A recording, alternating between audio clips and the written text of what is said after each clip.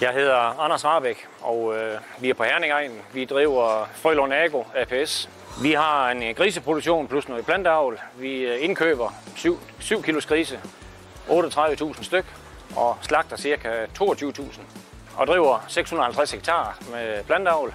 Så vi er sådan ca. 80% selvforsynende med korn, og driver lidt maskinstation også ved siden af.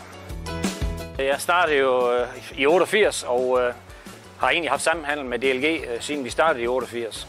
Jeg synes, det har været en spændende rejse, også sammen med DLG, og også gjort, at vi også er det sted, hvor vi er i dag.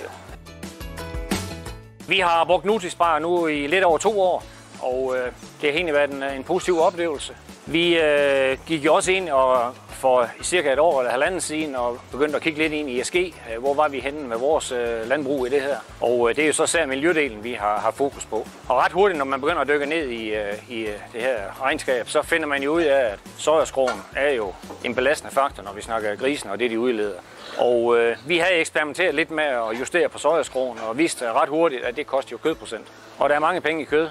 Så den vej skulle vi ikke. Og så havde vi vores rådgiver Flemming indover, som jo kom med ideen til at prøve noget Nutrispar. Og den har vi som sagt jo kørt med i knap 2 år nu. Det vi har oplevet er egentlig, at vi egentlig har haft en stigende kødprocent, som jo måske også tillægger lidt genetik. Men vi har trods alt sænket sojaskroandelen med mellem 2 til 2,5%. Så det er vi i hvert fald kommet i mål med. Og det der er i det med Nutrispar er jo, at vi får jo en noget sundere gris, fordi den er ikke så hårdt belastet i maven.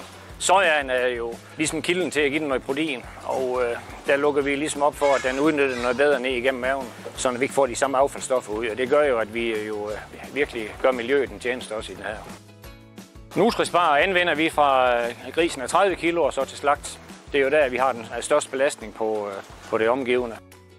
Jamen, jeg vil sige, at de erfaringer, vi har haft herfra, jeg kan ikke sige, om det virker i alle besætninger, men med de oplevelser, vi har haft, så er jeg ikke bange for at anbefale, at det her det kunne være en mulighed, hvis man skal ud af den vej. Og det skal vi alle sammen på et tidspunkt, for at lave en forbedring på det miljømæssige.